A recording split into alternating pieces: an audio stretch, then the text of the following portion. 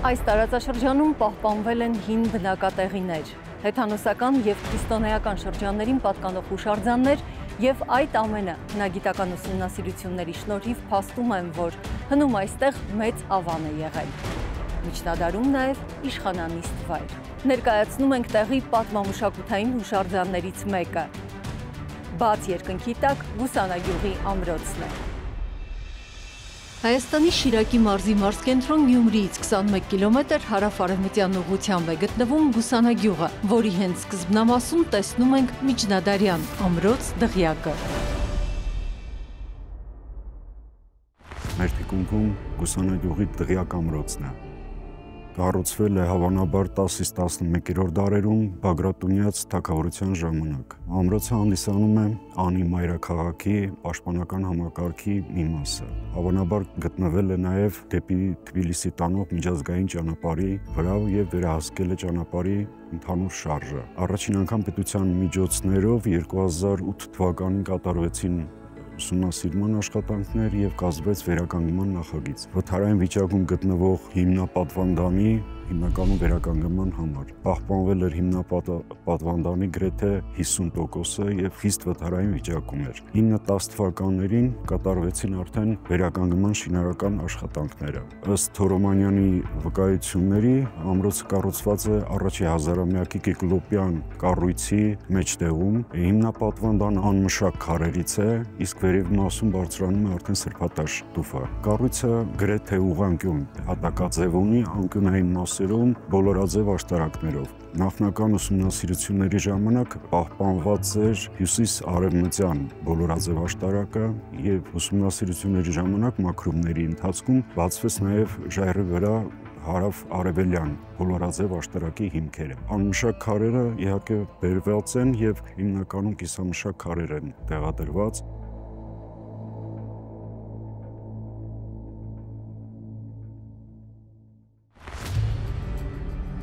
Նյութեր հայկական ճարտարապետության պատմության աշխատության մեջ Թորոս Թորամանյանն անդրադառնում է Գուսանագյուղի հին անվամբ Ղափլիի ամրոց դղյակին։ Նա գրում է. Կումայրիից սեպտեմբերի 10-ին մեկնեցի դեպի Ղափլի գյուղը, որը գտնվում է Կումայրիի Լենինականի շրջանում։ Երրորդ անգամն էր, որ այցելում էի այս նախնադարյան և ուրարտական հնություններով հարուստ գյուղը։ Նախորդ այցելություններս փոքր-ինչ սահմանափակ էին։ Այս անգամ հնար եղածին չափ ավելի ընդարձակ սահմանի մեջ կատարեցի հետազոտություններս։ Գյուղի մեջ կա մի ավերակ բերդ, որուն գյուղացիք Ղուլա անունն են տալիս։ Այս բերդը շինված է սրբատաշ քարերով և նայելով շինելակերպին 12-13-րդ դարերու գործ է և ոչ ավելի հին, սակայն հայտնի է, որ հիմքից նոր չէ շինված այս բերդը։ Շատ հին ժամանակ, թերևս նախնադարյան շրջանում, այդ միևնույն տեղին վրա եղել է բավականին ընդարձակ մի ամրոց, կիկլոպյան հսկա քարերով, անշաղախ շարված հսկա պատերով։ Նույնիսկ ունեցել է քառակուսի բուրգեր արտաքուստ, սակայն ժամանակի ընթացքում ավերվել է։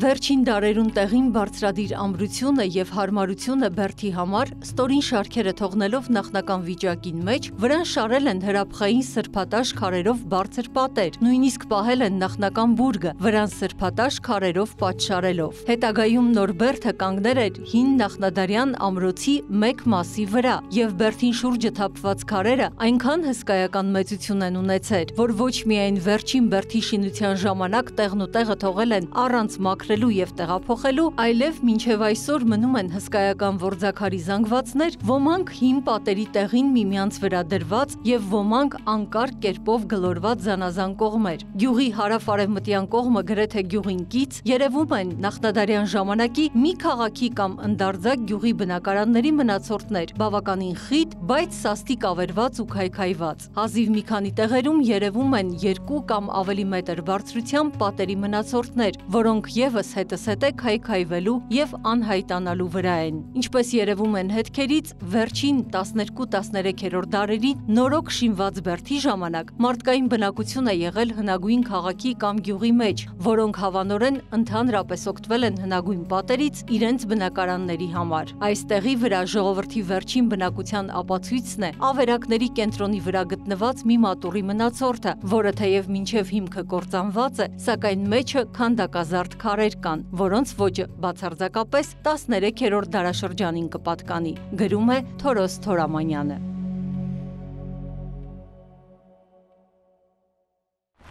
Որտեղից ենք մոտենում։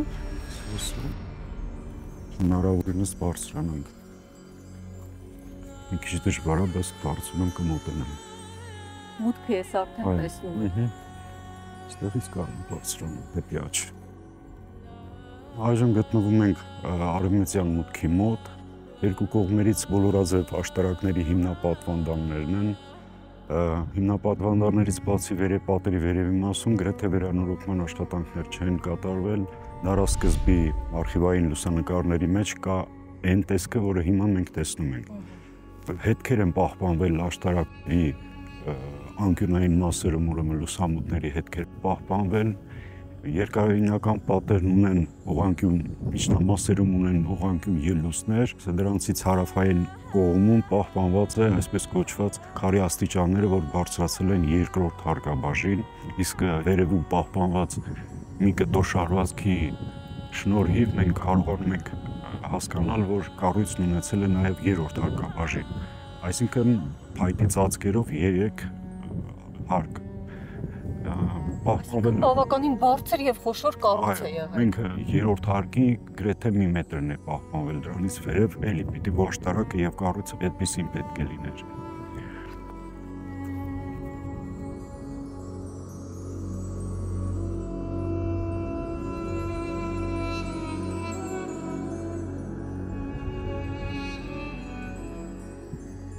Բավականին լավ պահպանված։ Գրեթե կապակցող նյութը կրաշաղախն է, դրա համար բավականին լավ է պահպանվել։ Ուղղակի 2010-ական թվականներին հիմնապատվանդանը գրեթե ամբողջությամբ վերականգնվեց եւ կառույցը ըստ գոնե պահպանման համար բավարար պայմաններ ստեղծվեցին։ Երկայնական պատերն ունեցել են ելուններ կոնստրուկտիվ նկատառումներից ելնելով, հարավային պատի վրա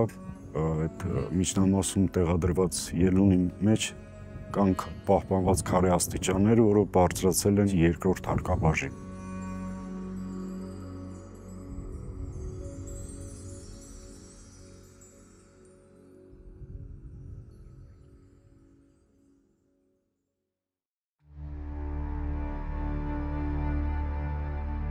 Գուսանագյուղի ամրոցը հիշատակվում է հնագետ Գայանե Քոչարյանի Շիրակի պաշտպանական համակարգի ձևավորման գործընթացը աշխատության մեջ, որտեղ պատմահնագիտական առկա տվյալների համալիր ուսումնասիրության հիման վրա Շիրակը ներկայացվում է որպես Այրարատ նահանգի պաշտպանական համակարգի մասը կազմող կարևորագույն օղակներից մեկը։ Հնագույն ժամանակներից ի վեր հայկական լեռնաշխարհով անցնող միջազգային տարանցիկ առևտրի միաժամանակ եւ ռազմավարական կարևորության հյուսիսային մայրուղին երկփեղկվում էր Շիրակի դաշտում։ Մի ճյուղը երասխի հովտով դեպի իրանական աշխարհ, հեռավոր արևելք, մյուսը լեռնաշխարհի կենտրոնական շրջաններով դեպի Միջագետք, միջերկրականի ափեր։ Աշխատության մեջ պաշտպանական համակարգի ձևավորման գործընթացի պատմությունը սկսվում է վաղ բրոնզե դարից։ Արդեն Բագրատունիների քաղաքական հզորացմանը զուգընթաց 9-ից 11-րդ դարերում միջազգային հարաբերությունների աստիճանաբար կայունացումը եւ սոցիալ-տնտեսական կյանքի զարգացումը հանգեցրեցին երկրում նոր կենտրոնների առաջացմանը՝ Անի, Կարս, Արծն։ Սրանցով էլ պայմանավորված որոշակի սրբագրումների ենթարկվեց արևելքը բյուզանդական կայսրության հետ կապող միջազգային տարանցիկ առևտրի հյուսիսային մայրուղին։ Մարանդ, Նախճավան, Դվին, Անի, Կարս, Արծն, Տրապիզոն ուղեգծի գլխավոր հանգուցակետը 10-րդ դարի երկրորդ կեսին դարձավ Բագրատունյաց թագավորության նորաստեղծ մայրաքաղաքը՝ Անին։ Բագրատունիները Անիից տարբեր հեռավորությունների վրա վերաշինում, վերականգնում են հին ամրոցները, համալրում նաև նորերով։ Այսպես, հյուսիսում Երազգավորս, Արգինա, Տիգնիս, Սոսկերտ, Գուսանագյուղ, Հորոմ, Կումայրի, Տիրաշեն, Վահրամաբերդ, արևելքում եւ հարավ-արևելքում Թալին, Աշնակ, Անառիկամբերդ, հարավում Աղջկաբերդ, Մախխազբերդ, Տեկոր, Բագարան, արևմուտքում եւ հարավ-արևմուտքում Կարս, Կաղզվան, Կապույտբերդ։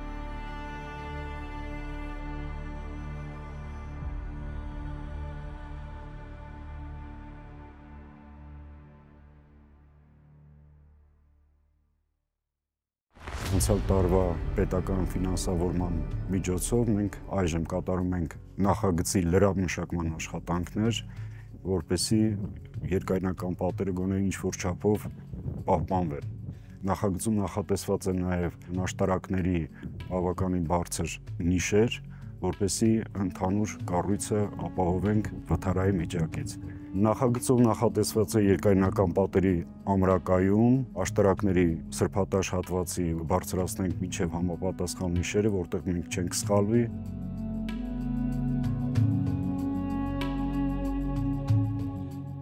Հյուսային երկու կողմում գտնվող երկու աշտարակները դեպի հյուսիս ունեն լուսամուտներ, պահպանված նիշերով մենք կվերականգնենք։ Հարավային կողմում մենք չենք կարող ասել, դրա համար պատերը կբարձրանան այն նիշով, որը չեն խաթարի լուսամուտների լինել կամ չլինելու հետ։ Վերականգնել ենք նաև երկրորդ հարկաբաժնի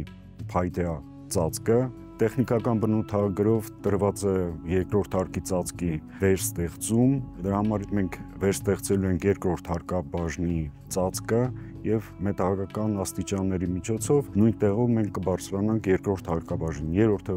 քանի որ պահպանված չի, մենք չենք հավակնում երրորդ հարկաբաժնի բարձրանալու համար, ինքը այցելուների համար է նախատեսված եւ տեսքով գրեթե ամբողջությամբ փայտից է լինելու։ Բարեկարգվելու է այցելուների համար ուրեմն ամբողջ տարածքը, մոտեցման ճանապարհ եւ ավտոկանգառ է նախատեսվում նախագծով։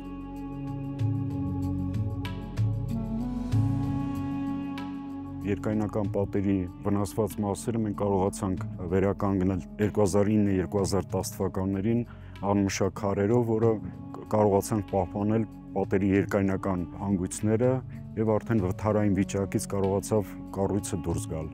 Նախագծով նախատեսված է երեսապատի նոր տաշուշար եւ ներարկումներ, որպեսզի հնարավոր լինի կառույցը ամբողջական տեսքի բերել։ Այն մասով, որով նախատեսված կլինեն նախագծով։ Նախագիծը նախատեսված է այս տարով վերջացնել, կարծում եմ հաջորդ տարվանից կսկսի արդեն շինական աշխատանքների կազմակերպումը նախարարության կողմից։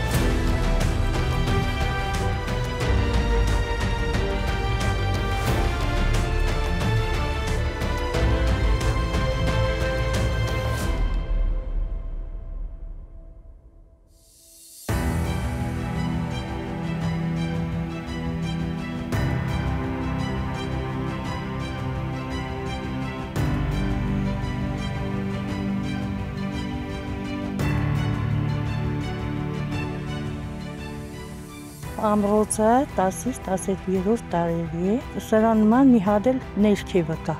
այն կողմը կա, որը գալիս են շատ մարդիկ են գալիս, տուրիստներ են գալիս,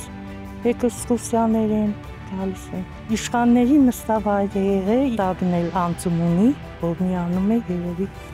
այն մյուս ամրոցի։